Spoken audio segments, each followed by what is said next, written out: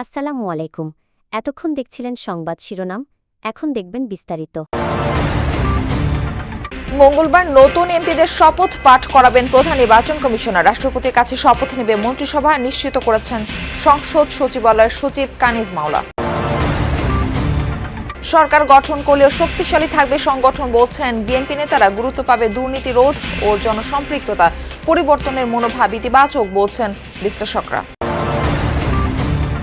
সংবাদ সম্মেলনে জাতীয় ঐক্যের ডাক দিলেন তারেক রহমান। নতুন সরকার গুরুত্ব দিবে আইনের শাসন, অর্থনীতি পুনর্গঠন ও কর্মসংস্থান সৃষ্টিতে।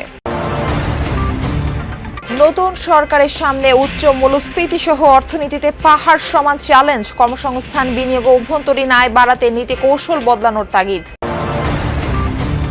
খুলনা বিভাগে জামায়াতের বড় বিজয়, ধরাশয়ী বিএনপির হেভিওয়েট অনেক প্রার্থী। জাতীয় পার্টির দুর্গখ্যাত কুড়িগ্রামে জামানত হারিয়েছে 18 জন। আসসালামু আলাইকুম। এতক্ষণ দেখছিলেন সংবাদ শিরোনাম, এখন দেখবেন বিস্তারিত।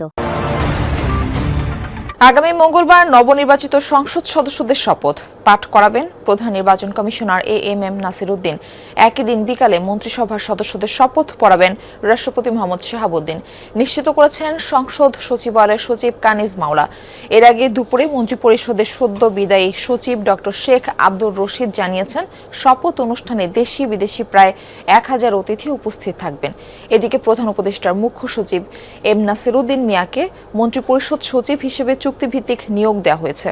এর আগে রাতে ডক্টর শেখ আব্দুর রশিদের চুক্তিভিত্তিক নিয়োগ বাতিল করে প্রজ্ঞাপন জারি করা হয়। ত্রয়োদশ জাতীয় সংসদ নির্বাচনে নিরঙ্কুশ জয় পেয়ে দীর্ঘ প্রায় 2 দশক পর আবারও সরকার গঠন করতে যাচ্ছে বিএনপি। এখন শুধু শপথের অপেক্ষা। শুক্রবার গভীর রাতে নবনির্বাচিত সংসদ সদস্যদের সরকারি গেজেট প্রকাশ করেছে নির্বাচন কমিশন। নির্বাচন হওয়া 299টি আসনের মধ্যে 297টি ফলাফলের ভিত্তিতে এই গেজেট প্রকাশ করা হয়। গেজেট প্রকাশের 3 দিনের মধ্যে শপথ গ্রহণের বিধান রয়েছে।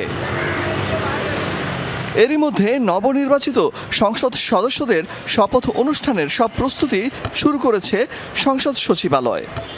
আমরা প্রস্তুত আছি আর কি। শপথ গ্রহণের কক্ষ, আদার্স তাদের আপ্যায়ন, তাদের বডি, তাদের স্বাক্ষর, তাদের আইডি কার্ড সব আমরা প্রস্তুত আর কি। সচিবালয়ে মন্ত্রিপরিষদের সদ্য বিদায়ী সচিব জানান, সংবিধান অনুযায়ী সংসদ সদস্যদের শপথ বাক্য পাঠ করান সংসদের স্পিকার। তবে বর্তমান পরিস্থিতিতে মঙ্গলবার শপথ বাক্য পাঠ করাবেন প্রধান নির্বাচন কমিশনার এএমএম নাসির উদ্দিন। সরকার গঠন করলেও সাংগঠনিকভাবে দুর্বল হবে না বিএনপি। অগ্রাধিকার পাবে তৃণমূল কর্মীদের প্রত্যাশা ও জনগণের স্বার্থ।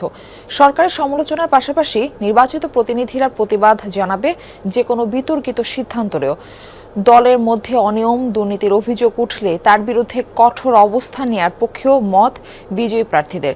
বিশ্লেষকদের পরামর্শ, সরকার পরিচালনা করতে গিয়ে যেন ভোটারের সাথে দূরত্ব তৈরি না হয়। দীর্ঘ 17 বছর পর আবারও দেশ পরিচালনার দায়িত্ব নিতে যাচ্ছে বিএনপি। কেমন হবে নতুন সরকার? আগের মতোই কি সরকারের মাঝে একাকার হবে দল, নাকি এবার ভিন্ন আঙ্গিকে দেখা যাবে বিএনপিকে? জনগণের ভোটে নির্বাচিত দলটি সরকার গঠনের পর জবাবদিহিতা কতটা নিশ্চিত করবে?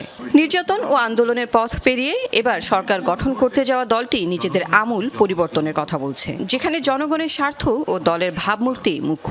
এই দুটি অংশ থেকে নিজেদের বিচ্ছিন্ন করতে চান না জনপ্রতিনিধিরা। বিএনপির পরিবর্তনের মনোভাবকে ইতিবাচক হিসেবে দেখছেন বিশ্লেষকরাও। ভোটারের মনস্তত্ত্ব বুঝে সিদ্ধান্ত নেয়ার পরামর্শ তাদের।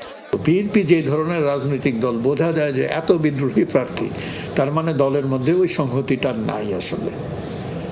তো এটা বিএনপির জন্য একটা সমস্যা। বিএনপিকে যদি পরবর্তীতে পাওয়ার পলিটিক্স করতে হয়, তাদের দলটাকে অনেক বেশি সংহত করতে হবে। এবার দেশ গড়ার পালা। যে কোনো মূল্যে বজায় রাখতে হবে দেশের শান্তি শৃঙ্খলা। প্রতিবেশীদের সাথে সম্পর্ক হবে পারস্পরিক স্বার্থের ভিত্তিতে। বিপুল ভোটে বিজয়ের পর প্রথমবার সংবাদ সম্মেলনে এসে বিএনপি চেয়ারম্যান তারেক রহমান এমন মন্তব্য করেছেন। জাতীয় ঐক্যের ডাক দিয়ে ভোটে পরাজিত রাজনৈতিক দল, প্রশাসন ও দেশবাসীর সহযোগিতা চান। আইনের শাসন, অর্থনীতি পুনর্গঠন, কর্মসংস্থান ও সংস্কার বিএনপি সরকারের নীতি হবে বলেও সংবাদ সম্মেলনে জানান তিনি। এছাড়া ফাঁসির দণ্ডপ্রাপ্ত শেখ হাসিনাকে দেশে ফিরিয়ে আনার ক্ষেত্রে রুলস অব ল বা আইনি পন্থা অনুসরণের কথা জানান বাংলাদেশের হবু প্রধানমন্ত্রী। বড় বিজয়ের একদিন পর দলের সিনিয়র নেতাদের নিয়ে প্রথমবার গণমাধ্যমের মুখোমুখি বিএনপি চেয়ারম্যান তারেক রহমান। রাজধানীর একটি হোটেলে বিকেলে শুরু হয় জনাকীর্ণ সংবাদ সম্মেলন। দেশের স্বাধীনতা প্রিয় গণতন্ত্র প্রিয় জনগণ আবারও বিএনপিকে বিজয়ী করেছে।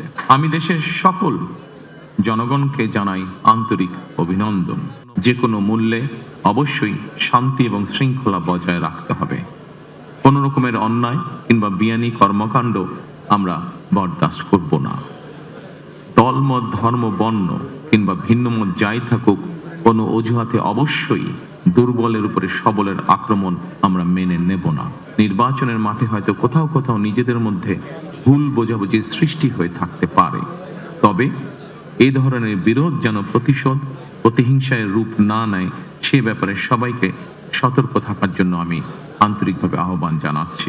উচ্চ মূল্যস্ফীতি, মন্থর অভ্যন্তরীণ আয়, দেশি বিদেশি বিনিয়োগের খরা, অর্থনীতিতে এখন নানামুখী চ্যালেঞ্জ। শৃঙ্খলা ফেরাতে পরিবর্তিত সময়ে চেষ্টা ছিল, কিন্তু সুফল মিলেছে কমই। এমন এক অবস্থায় 2-1 দিনের মধ্যে দায়িত্ব নেবে নতুন সরকার। বিশ্লেষকরা বলছেন, সবার আগে অর্থনৈতিক সংস্কারে মনোযোগ দেওয়া উচিত। কর্মসংস্থান নিশ্চিত করা না গেলে তৈরি হবে সামাজিক বিশৃঙ্খলা। ব্যবসায়ীরা বলছেন, অবকাঠামোগত সমস্যা দূর করে ব্যবসার উপযুক্ত পরিবেশ তৈরি করতে হবে। 1.5 বছর আগে দায়িত্ব নিয়ে মূল্যস্ফীতি সহনীয় করার প্রতিশ্রুতি দিয়েছিলেন অর্থ উপদেষ্টা এবং বাংলাদেশ ব্যাংক গভর্নর, কিন্তু কাঙ্ক্ষিত মাত্রায় কমেনি অর্থনীতির এই সূচক।